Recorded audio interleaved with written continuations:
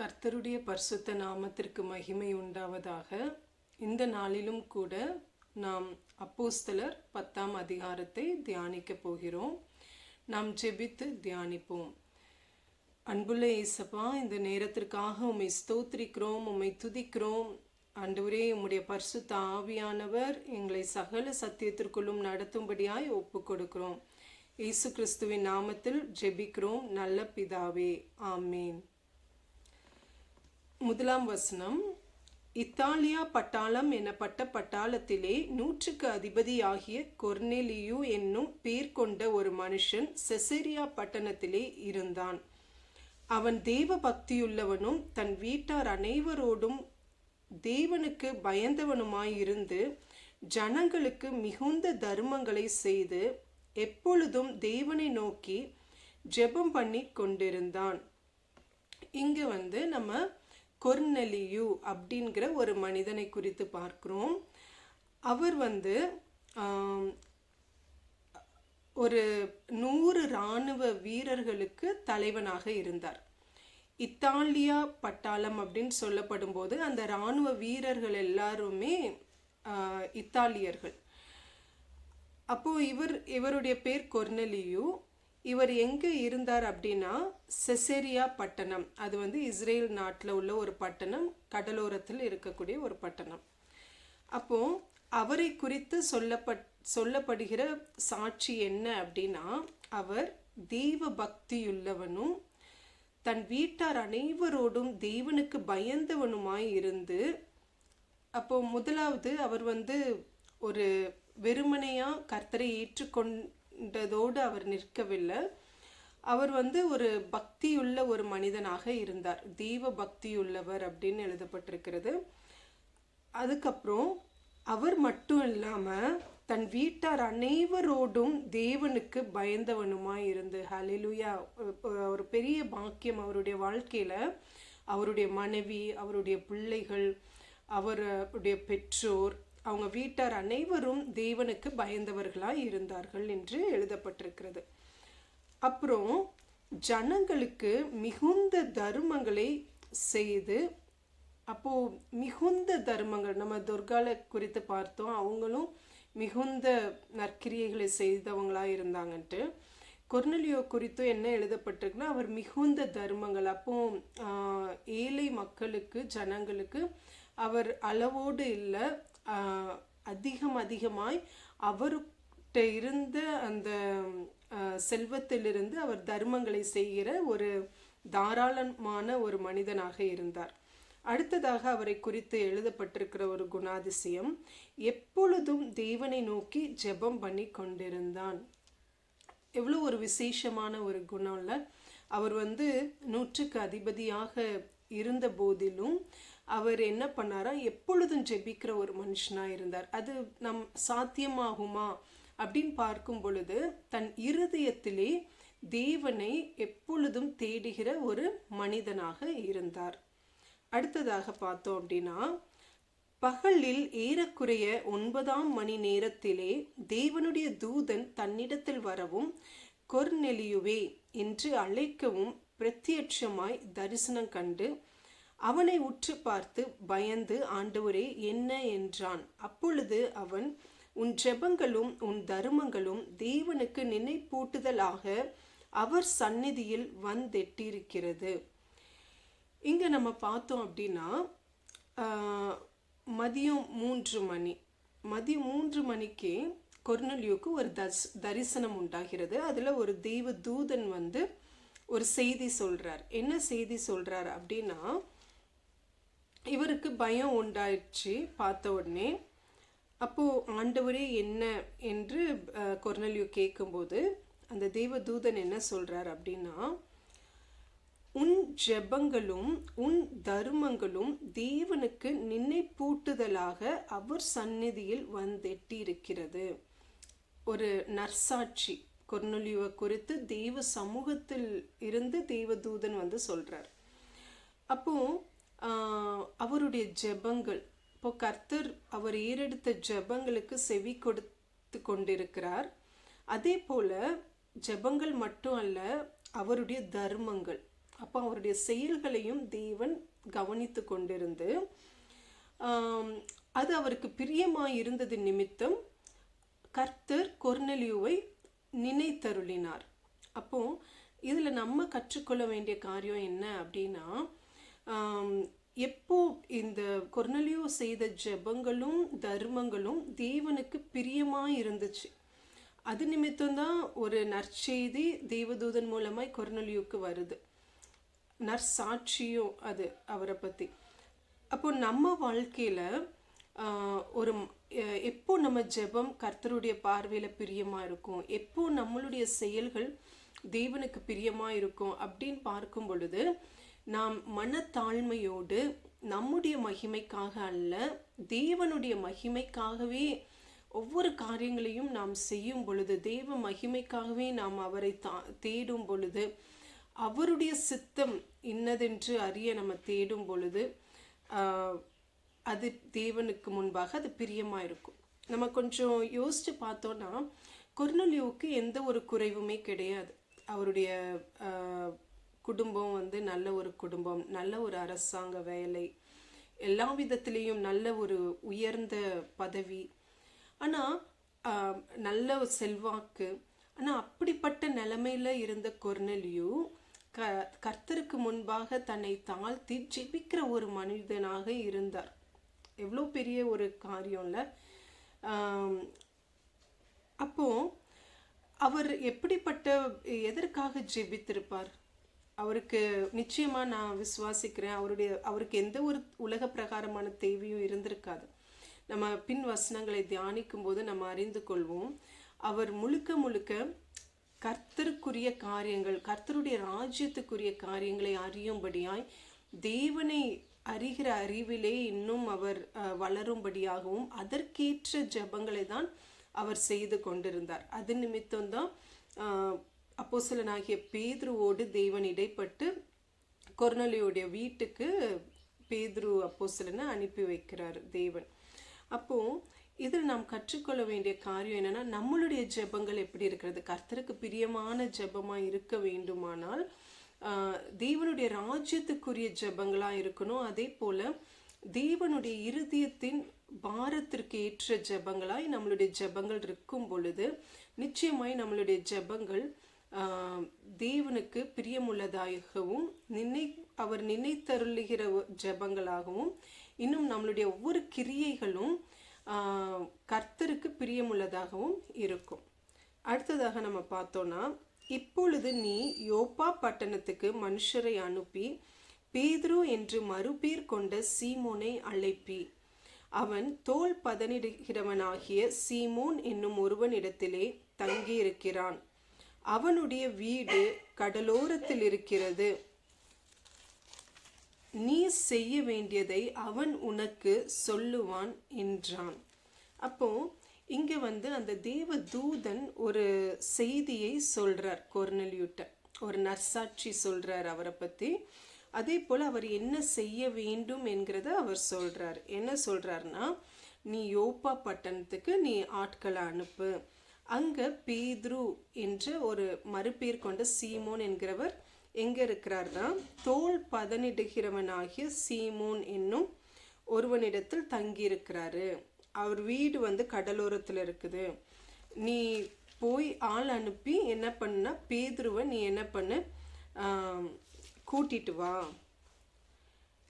அப்போ நீ என்ன செய்யணுங்கிறத அவர் உனக்கு சொல்லுவார் அப்படின்ட்டு அந்த தேவதூதன் ஒரு கட்டளையை கொடுத்துட்டு அவர் கொர்நெலியு என்ன செய்யணுங்கிறத சொல்லிட்டு போறாரு. கொர்நெலியு தன்னுடனே பேசின தேவதூதன் போன பின்பு தன் வீட்டு மனுஷரில் 2 பேரையும் தன்னிடத்தில் சேவிக்கிற போர் சேவகரில் தேவ பக்தியுள்ள ஒருவனையும் அழைத்து எல்லாவற்றையும் அவர்களுக்கு விவரித்து சொல்லி அவர்களை யோப்பா பட்டணத்துக்கு அனுப்பினான். இப்போ கொர்நெலியு தேவதூதன் பேசின காரியத்தை அவர் கேட்டதுக்கு அப்புறம், அந்த கட்டளையை பெற்று கொண்டதுக்கு அப்புறம் அவர் என்ன பண்றாருன்னா, அவருடைய வீட்டில் வேலை செய்கிற 2 மனிதர்களையும், அதுக்கப்புறம் அந்த 100 இராணுவ வீரர்கள் அவருடைய கட்டளைக்குள்ளாக இருக்கிறதுல ஒரு இராணுவ வீரரை, அவர் தெய்வ பக்தியுள்ள ஒரு வீரர், அவரையும் கூப்பிட்டு மொத்தம் 3 பேராக அவங்களுக்கு விவரித்து சொல்றார், என்ன நடந்துச்சு, தேவதூதன் அவர்கிட்ட வந்து பேசினது, ஆட்கள் அனுப்பி யோப்பா பட்டணத்துக்கு போய் பேதுரு ஐயாவை கூட்டிட்டு வர சொன்னது. அப்போ அதெல்லாமே அவங்களுக்கு விவரித்து சொல்றார். 9ஆம் வசனம், மறுநாளிலே அவர்கள் பிரயாணப்பட்டு அந்த பட்டணத்துக்கு சமீபித்து வருகையில் பேதுரு 6ஆம் மணி நேரத்திலே ஜெபம் பண்ணும்படி மேல் வீட்டில் ஏறினான்.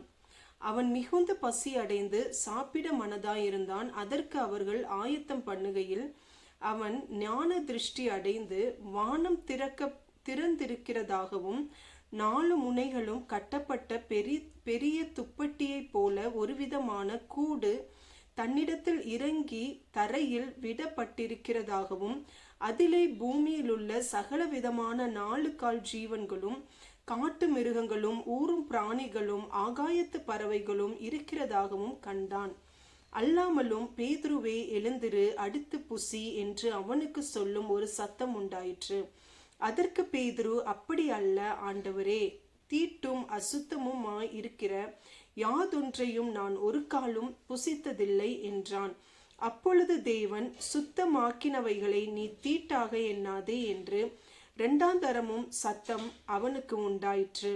3ஆம் தரமும் அப்படியே உண்டாயிற்று. பின்பு அந்த கூடு திரும்ப வானத்துக்கு எடுத்து கொள்ளப்பட்டது.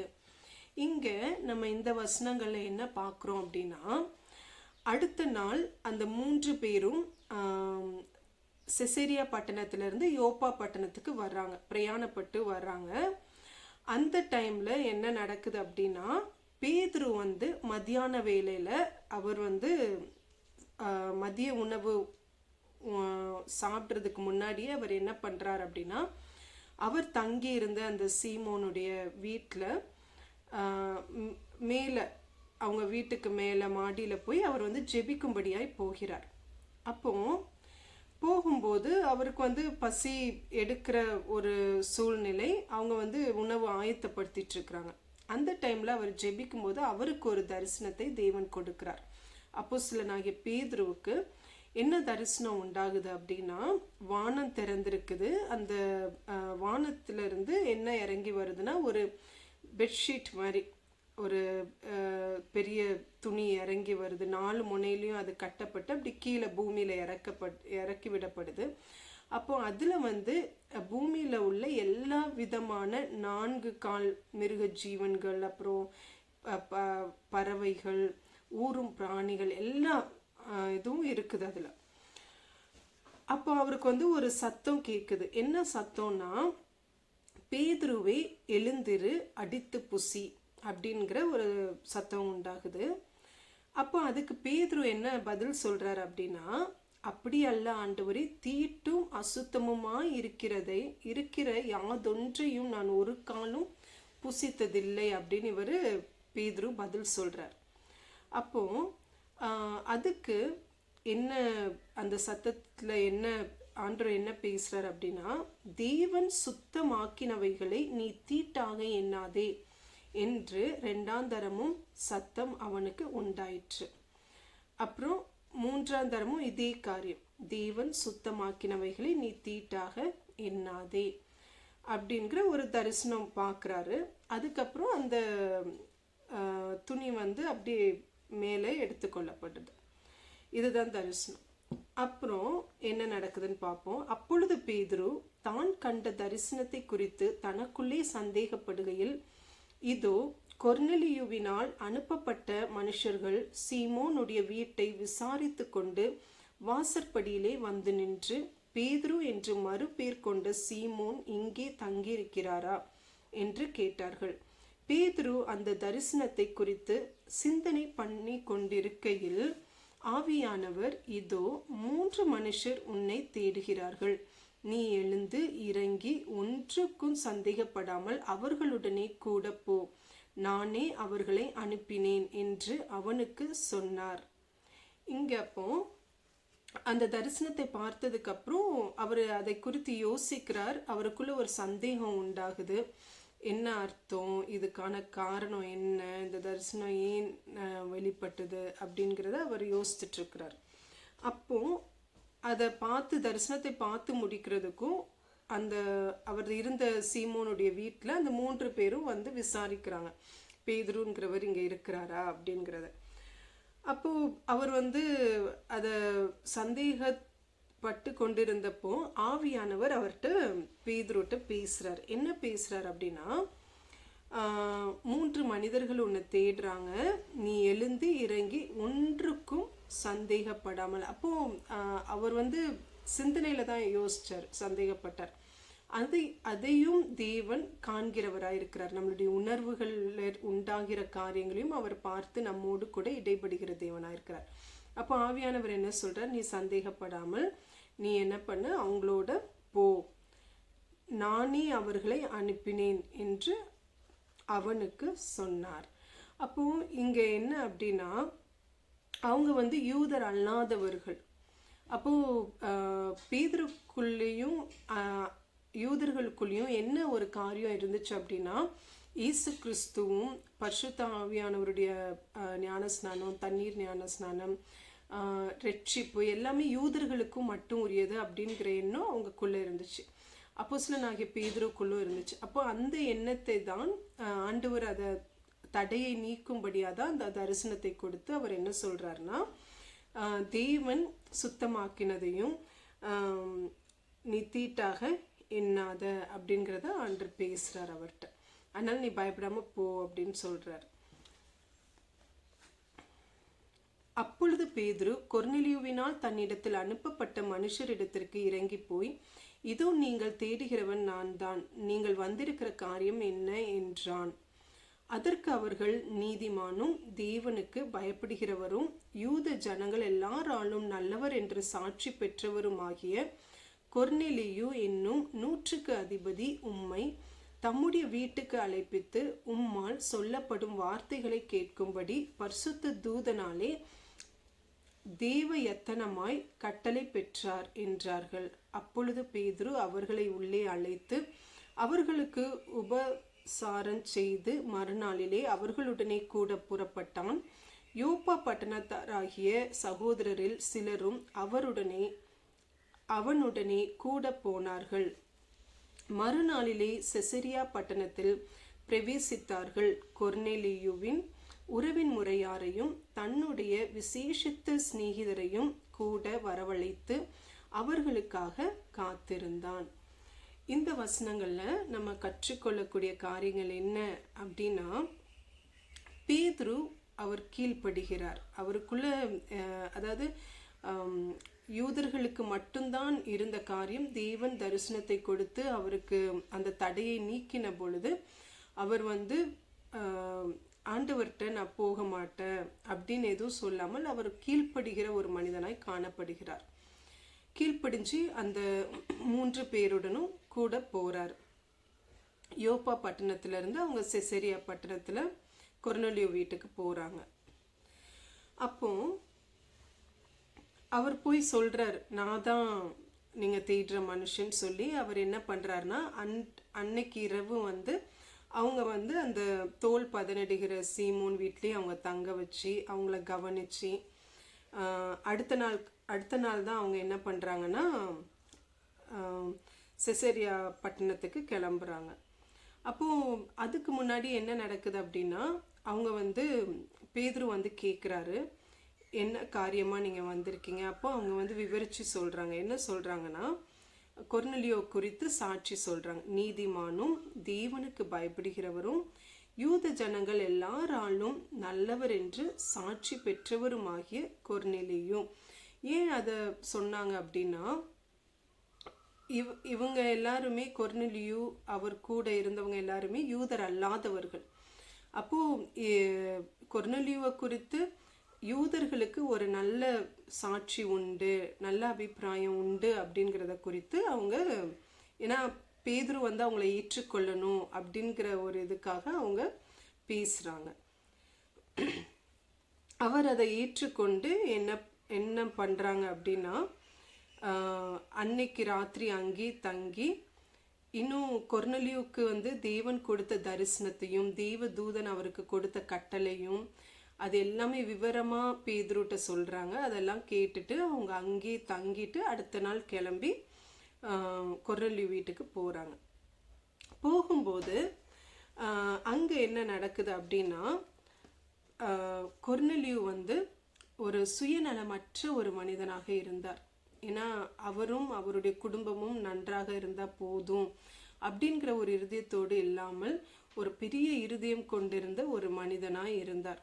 அவர் என்ன பண்ணியிருந்தார்னா, அவருடைய உறவின் முறையாரையும் அதுக்கப்புறம் தன்னுடைய விசேஷித்த சிநேகிதரையும் அவர் என்ன பண்ணார்னா, அப்போஸ்தலனாகிய பேதுரு வந்து பேசுகிற வார்த்தைகளை அந்த வார்த்தைகளை கேட்டு இவர்களுக்குள்ளேயும் நன்மை உண்டாகணும் அப்படிங்கிறதுக்காக அவங்களையும் அழைத்து என்ன பண்ணியிருந்தார்னா அப்போஸ்தலனாகிய பேதுருவுக்கு காத்து கொண்டிருந்தார்கள் என்று நம்ம பார்க்கிறோம். அடுத்த இதில் நம்ம இந்த மற்ற வேத வசனங்களை நம்ம தியானிக்கலாம். நாம் ஜெபிப்போம். அன்புள்ள ஆண்டவரே, இந்த நேரத்திற்காக உம்மை ஸ்தோத்திரிக்கிறோம், உம்மை துதிக்கிறோம். நீர் நல்லவராகவே இருக்கிறீர், உம்மை ஸ்தோத்திரிக்கிறோம். ஆண்டவரே, நீர் எங்களுக்கு கொர்நலியுடைய வாழ்க்கையிலிருந்து நீர் கற்றுக் கொடுத்திருக்கிற இந்த காரியங்களுக்காக உம்மை ஸ்தோத்திரிக்கிறோம். எப்பொழுதும் ஜெபிக்கிற கிருபைகளை எங்களுக்கும் தாங்க, குடும்பமாய் உமக்கு பயந்து வாழக்கூடிய கிருபைகளை கொடுங்க. கொர்நலியு போல ஒரு ஆண்டவரே பெரிய இருதயத்தை எங்களுக்குள் கொடுங்க. சுயநலமற்ற மற்றவர்கள் மீதும் நாங்கள் அக்கறை கொண்ட மனிதர்களாய் இருக்கும்படிக்கு மிகுதியாய் நற்கிரியைகளை நீர் விரும்புகிற காரியங்களை செய்கிறவர்களாய் இருக்கும்படிக்கு எங்களை நீங்கள் பலப்படுத்துங்க. எங்களையே உடைய கரத்தில் தாழ்த்தி ஒப்பு கொடுக்கிறோம். இயேசு கிறிஸ்துவின் நாமத்தில் ஜெபிக்கிறோம் நல்ல பிதாவே. ஆமீன், ஆமீன்.